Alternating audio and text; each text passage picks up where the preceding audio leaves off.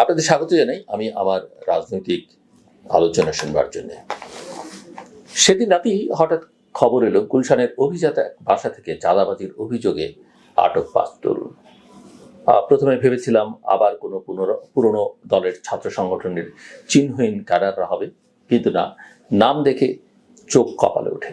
আব্দুর রাজ্জাক রিয়াদ, যিনি বৈষম্য বিরোধী ছাত্র আন্দোলনের নেতা ছিলেন, তিনি সেই তরুণদের একজন, যাদের আমরা মনে করেছিলাম নতুন বাংলাদেশের ধারক ও বাহক।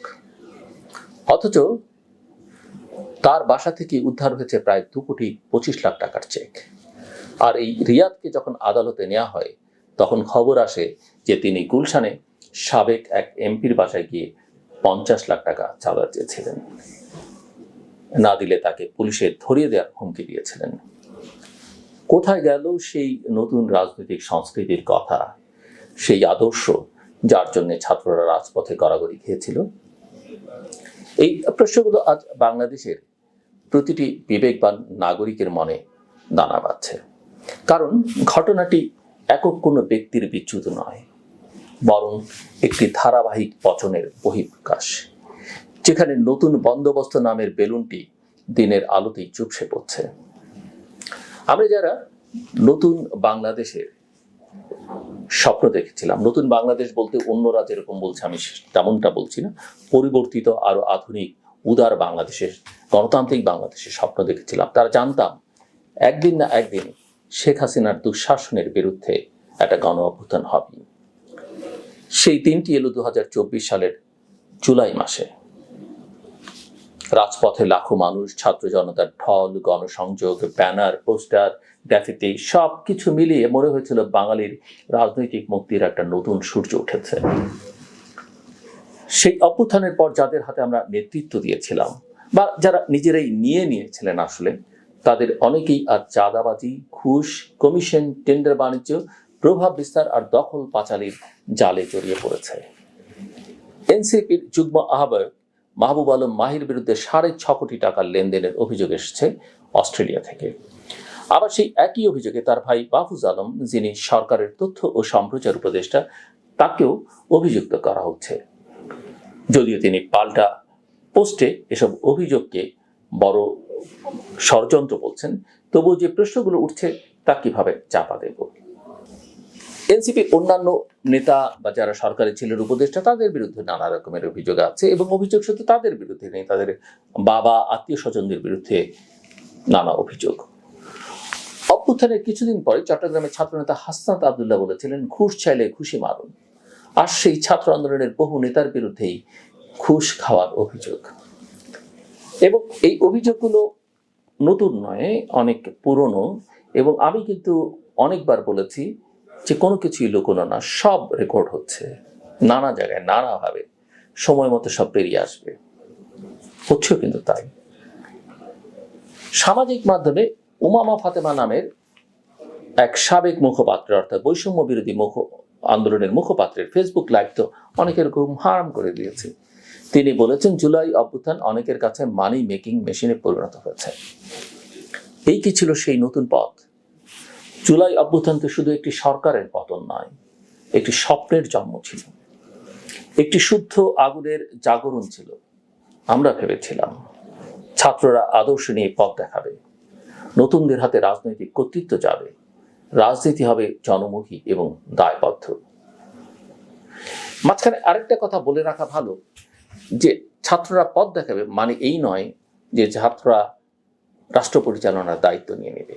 কারণ ছাত্রদের তৈরি হতে হবে, লেখাপড়া করতে হবে, জ্ঞান বিজ্ঞানের সঙ্গে সম্পর্কিত হতে হবে, গোটা পৃথিবীটাকে জানতে হবে এবং পৃথিবীর সঙ্গে সংযোগ বাড়াতে হবে। সেই কাজ না করেই হঠাৎ আন্দোলন থেকে সরকারে গিয়ে বসা এবং সেখানে আমাদের কিছু বয়োবৃদ্ধ মানুষদের আশ্রয় প্রশ্রয় তাদেরকে যেভাবে দিয়েছে, সেই দায়টাও কিন্তু আমাদের বয়োবৃদ্ধদেরও নিতে হবে। এমনকি সরকার প্রধানকে নিতে হবে। তারা কোনোদিনই ছাত্রদের ক্লাসে যাওয়ার কথা বলেননি, লেখাপড়া করবার কথা বলেননি, বরং সরকারে নিয়ে ক্ষমতার লোভ দেখিয়ে তাদের দিয়ে নানা অপকর্ম করিয়ে এবং তারা সেই অপকর্মদের প্রতি ঢুকে পড়েছে। এখন দেখা যাচ্ছে কেবল পুরনো সিন্ডিকেটের জায়গায় নতুন মুখ বসছে। ঘুষের পরিমাণ কমার কথা ছিল, তা বেড়েছে 5 গুণ। বিএনপি মহাসচিব মির্জা ফখরুল ইসলাম আলমগীর বলছেন, আগে 1 লাখ ঘুষ দিতে হতো, এখন লাগে 5 লাখ। কেউ কেউ ভাবতে পারেন তিনি রাজনৈতিক উদ্দেশ্যে এমন বলেছেন, কিন্তু বাস্তবতা বলছে ভূমি অফিস, পাসপোর্ট দপ্তর, বিআরটিএ, এমনকি থানার ওসির কাছে যাওয়া সবখানি মানুষ আগের চেয়ে বেশি হয়রানির শিকার হচ্ছে।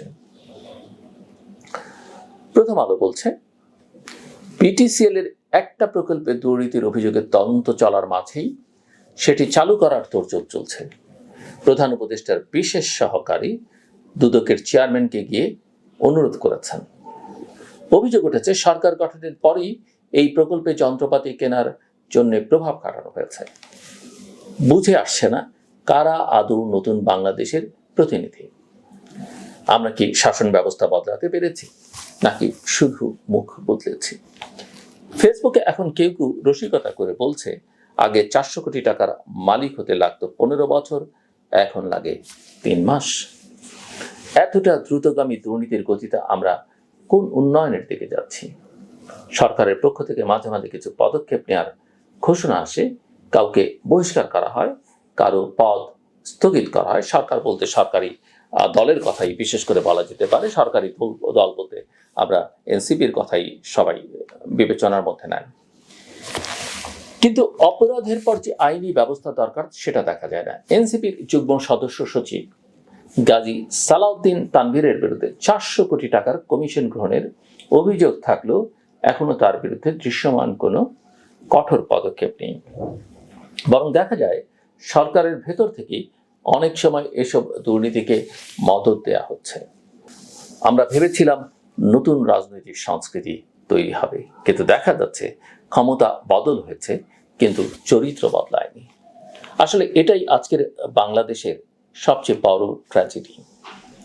অনেকেই মনে করছেন যারা আন্দোলনের সময় নেতৃত্ব দিয়েছেন তাদের অনেকেই দায়িত্ব নেওয়ার পর বুঝতেই পারেননি কিভাবে এই ক্ষমতা পরিচালনা করতে হয়, তাই তারা পুরনো প্রক্রিয়ার অনুসরণ করেছেন। টেলিগ্রাম গ্রুপে বসে এখন ক্ষমতাচ্যুত আওয়ামী লীগের নেতারাও নিজেদের রাজনৈতিক সক্রিয়তা বজায় রাখছেন, কিন্তু সেখানেও চলছে চাঁদাবাজির অভিযোগ। গ্রুপে প্রবেশের জন্য, বৈঠকে কথা বলার সুযোগ পাওয়ার জন্য অর্থ লেনদেনের খবর আসছে ভারতীয় সংবাদ মাধ্যম নিউজ 18-এর রিপোর্টে। এতটুকুতেই শেষ নয়, শেখ হাসিনার উপস্থিতি থাকা বৈঠকে কথা বলার সুযোগ পেতেও টাকা দিতে হয়, এমন অভিযোগ উঠেছে। তাহলে কারা বদলালো? কাদের শিক্ষা হলো? আর কিসের নতুন বন্দোবস্ত? আবারও প্রশ্ন উঠে আসে, 5 আগস্টের পর আমরা কি চেয়েছিলাম? জনগণের রাষ্ট্র করব বলে যে ছাত্ররা পথে নেমেছিল, যে সাধারণ মানুষ পথে নেমেছিল, তারা কি ক্ষমতার স্বাদ পেয়ে আদর্শ বিসর্জন দিচ্ছে? বিশেষ করে ছাত্র নেতাদের কথা বলা হচ্ছে, নাকি এটাই ছিল তাদের মূল উদ্দেশ্য? তাদের ব্যর্থতা শুধু তাদের নয়, সরকারেরও।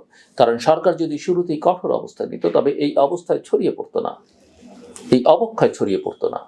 এখন যদি সেই সমন্বয়ক নামধারীরা পুলিশের খাতায় আসামি হন, তাহলে দায় কেবল তাদের নয়, প্রশাসন এবং রাজনৈতিক নেতৃত্বেরও। আর যখন আমরা ফিরে তাকাই, দেখতে পাই নতুন বাংলাদেশ শব্দটি ছিল কেবল একটি রাজনৈতিক প্যাকেজিং, যার ভেতরে ছিল পুরনো পচা আমলাতান্ত্রিকতা, পুরনো ঘুষের খেলা, আর আধুনিক রূপে সাজানো মাফিয়া রাজনীতি। এখনো সময় আছে ভুল স্বীকার করে ব্যবস্থা নেওয়ার, নইলে ইতিহাসের আদালতে জবাবদিহির পালা আসবেই। আমার কথা শুনবার জন্য অসংখ্য ধন্যবাদ। আপনাদের সবার জন্য শুভকামনা।